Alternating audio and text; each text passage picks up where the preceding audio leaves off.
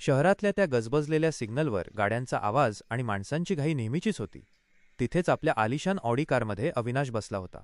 अविनाश म्हणजे शहरातला एक नावाजलेला बिझनेसमन. त्याच्यासाठी वेळ म्हणजे पैसा होता. तो फोनवर कुणावर तरी जोरात ओरडत होता, मला रिझल्ट हवाय, किती पैसे लागतील ते सांगा, पण काम झालं पाहिजे. तितक्यात कारच्या काचेवर कुणीतरी हळूच थाप मारली. अविनाशने रागातच काच खाली केली. समोर एक म्हातारा उभा होता. अंगावर फाटके पण स्वच्छ कपडे, विस्कटलेली पांढरी दाढी आणि चेहऱ्यावर एक अजब शांतता. तो म्हातारा हळू आवाजात म्हणाला, साहेब, सकाळपासून काही खाल्लं नाहीये, खूप भूक लागलीये, काहीतरी द्या. अविनाश वैतागला होता. त्याने खिशात हात घातला, 10 रुपयांची एक नोट काढली आणि ती त्या म्हाताऱ्याच्या हातावर अक्षरशः फेकून दिली.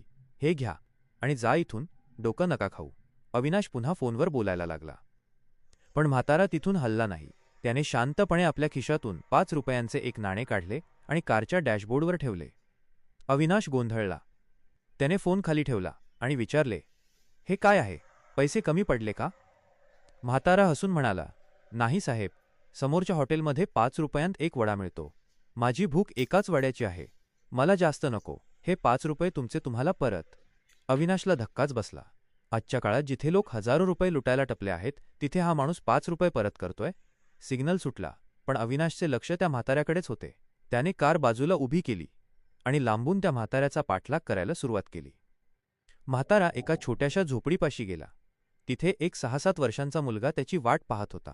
म्हाताऱ्याने त्या मुलाला आपल्या जवळ घेतले आणि तो 5 रुपयांचा वडा त्याचे 2 तुकडे करून दोघांनी अर्धा अर्धा खाल्ला. अविनाश हे सगळं लांबून पाहत होता. त्याच्या डोक्यात विचारांचे चक्र सुरू झाले. तो राहवला नाही आणि थेट त्या झोपडीपाशी गेला. बाबा, तुम्ही कोण आहात? अविनाशने विचारले. मघाशी तुम्ही 5 रुपये परत केले, त्याचं कारण मला अजूनही समजलं नाहीये. तो म्हातारा जमिनीवर बसला होता. त्याने वर बघितले आणि शांतपणे म्हणाला, साहेब, ओझं पैशाचं नसतं, ऋणाचं असतं. माणसाने तेवढंच घ्यावं जेवढं तो पचवू शकेल. मी एकेकाळी खूप श्रीमंत होतो, करोडोंमध्ये खेळायचो, पण हव्यासापोटी मी माझ्या कुटुंबाला वेळ दिला नाही. माझ्या मुलांनी मालमत्तेसाठी मला घराबाहेर काढलं.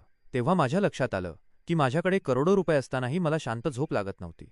पण आज 5 रुपयांच्या भाकरीत मला जगाचं सुख मिळतंय. अविनाशच्या अंगावर काटा आला. त्याने विचारले, तुमचं नाव काय? म्हातारा म्हणाला, विनायक देशपांडे. अविनाशचे पाय लटलटू लागले. विनायक देशपांडे हे तर त्याच कंपनीचे संस्थापक होते, ज्या कंपनीत आज अविनाश CEO म्हणून काम करत होता. ज्या माणसाने ही मोठी कंपनी उभी केली, तो आज 5 रुपयांच्या एका वड्यावर दिवस काढत होता. अविनाश खाली बसला आणि त्याने म्हाताऱ्याचे हात धरले. सर, तुम्ही या अवस्थेत? चला माझ्यासोबत, तुमची ही कंपनी, हे सगळं तुमचंच आहे. विनायकरावांनी हळूच आपला हात सोडवून घेतला आणि त्या अनाथ मुलाच्या डोक्यावर हात ठेवला. नाही बाळा, मी आता पुन्हा त्या चक्रात अडकणार नाही. मी या मुलाला शिकवतोय की श्रीमंत कसं व्हायचं नाही, तर माणूस कसं व्हायचं. तू घरी जा आणि तुझ्या आईवडिलांना वेळ दे. त्यांना पैशांची नाही, तुझ्या प्रेमाची गरज आहे. हेच या 5 रुपयांचे खरे देणे असेल. अविनाशच्या डोळ्यांतून पाणी वाहू लागले. त्याला समजले होते की आज तो जगातील सर्वात मोठ्या माणसाला भेटला आहे. तो शांतपणे तिथून बाहेर पडला. पण तो आता तोच अविनाश नव्हता, जो काही वेळापूर्वी कारमध्ये ओरडत होता. श्रीमंतीची व्याख्या बँक बॅलन्सवर नाही, तर तुमच्या मनाच्या शांततेवर ठरते. हव्यास तुम्हाला मालमत्ता देऊ शकतो, पण सुख फक्त समाधानच देऊ शकतं. तुम्हाला काय वाटतं? विनायकरावांनी अविनाशसोबत परत जायला हवं होतं का? तुमचं मत कमेंटमध्ये नक्की सांगा. मित्रांनो, ही गोष्ट जर तुमच्या मनाला स्पर्श करून गेली असेल तर या व्हिडिओला नक्की लाईक करा. तुमच्या एका शेअरमुळे कोणाचे तरी विचार बदलू शकतात.